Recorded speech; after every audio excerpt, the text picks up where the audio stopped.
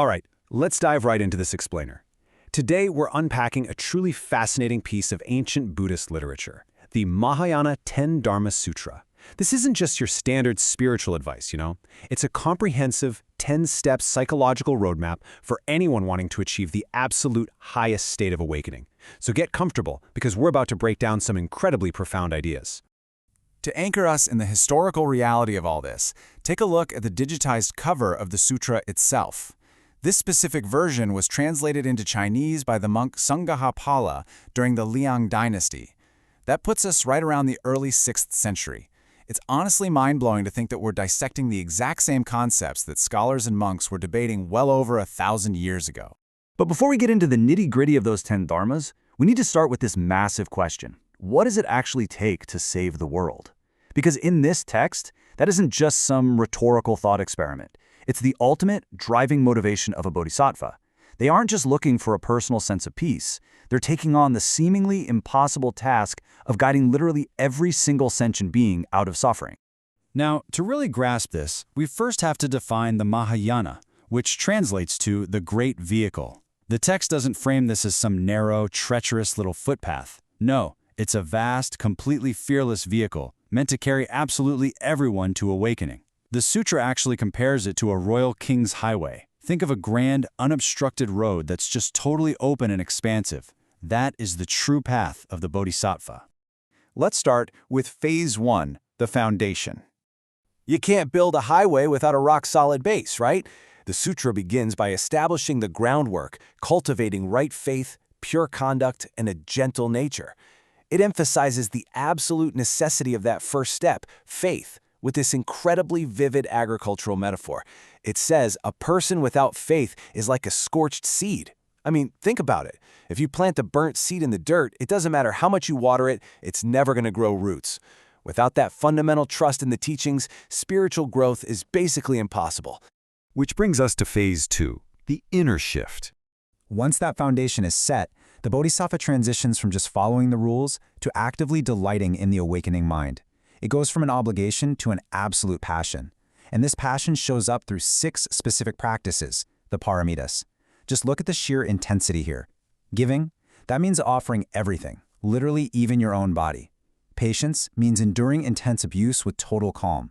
You're working tirelessly, meditating to detach from worldly desires and using wisdom to understand reality. But here's the real kicker. You have to do all of this perfectly without generating a single ounce of pride. The second you think, wow, look how spiritual I am, you've completely lost the path. Building on that, the student undergoes a huge psychological shift in how they view the teachings. They start valuing the Dharma so deeply that they see their teacher as a literal doctor, and the words themselves as medicine, or like cooling rain falling on the blazing fire of worldly anxiety.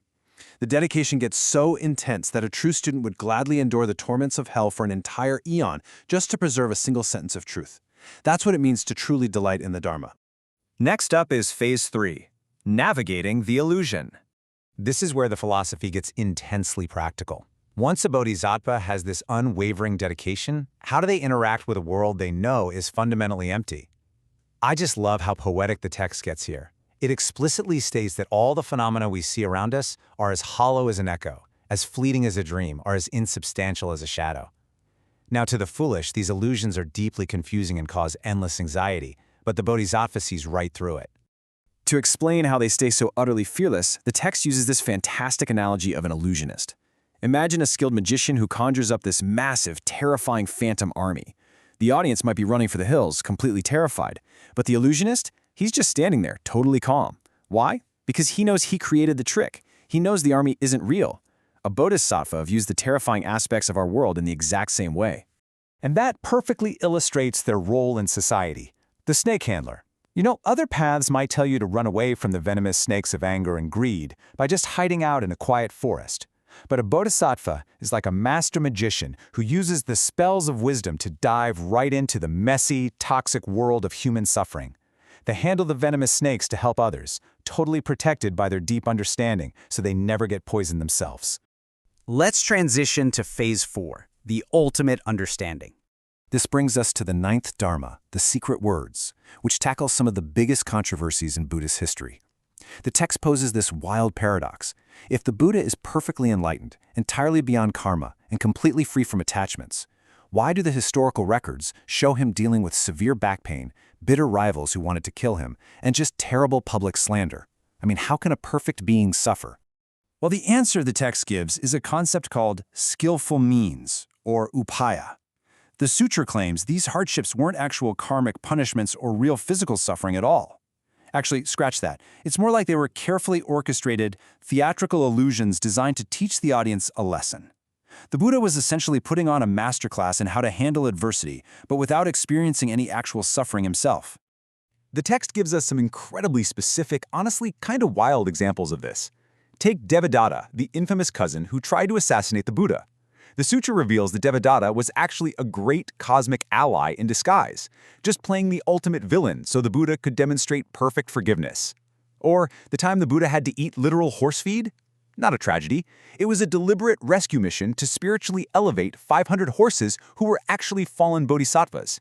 Even the slanderers were just tools used to show his disciples what unbreakable patience looks like in real time. To sum up this radical idea, the sutra compares the Buddha to a wealthy, profoundly loving father. If he's got a stubborn kid who just won't listen to gentle advice, the father might have to use harsh words or some serious tough love to stop the kid from ruining their life. It looks incredibly mean on the outside, but it's driven 100% by compassion. The Buddha just uses whatever intense, dramatic methods are necessary to wake us up. Finally, we reach the 10th Dharma, the Great Vehicle. Here, the text directly compares the Bodhisattva's path to the other spiritual paths out there, drawing a really sharp contrast. On one side, you have the Shravaka and Pratyeka Buddha paths. Now, these are totally valid, but they're focused on seeking a personal, quiet escape from worldly suffering, basically achieving your own personal nirvana. But on the other side, the Mahāyāna path actively rejects that escape. The Bodhisattva gets right to the door of personal salvation, turns around, and chooses to stay behind in this messy, painful world to help everyone else cross over first. And that brings us right back to how the text originally defined the Great Vehicle. Because the Bodhisattva is armed with absolute faith, pure conduct, and the profound wisdom that all suffering is an illusion, their choice to stay behind isn't a burden at all. It truly becomes that king's highway, a completely fearless path without any internal obstacles, characterized by a deep, unshakable tranquility. Ultimately, just intellectually understanding that the world is an illusion is really only halfway there. Having the profound, fearless compassion to stay inside that illusion just to hold the door open for everyone else, that is what makes a true bodhisattva. It really challenges you to look at your own life. How are you using your knowledge to lift up those around you? Will you stay in the illusion to guide others out? As we wrap up this explainer, we absolutely have to recognize the Siddha Foundation. Their painstaking work in digitizing and preserving these profound historical texts is exactly what lets us pull back the curtain and explore these ancient philosophical roadmaps today. It's just incredible work. If this sparked your curiosity and you want to ensure these invaluable pieces of human history stick around for future generations, consider supporting the continued preservation of these fascinating archives. Because, as the sutra shows us, the path to saving the world might just begin with preserving the wisdom of the past. So, what part of the illusion will you choose to navigate today? Thanks so much for learning with us.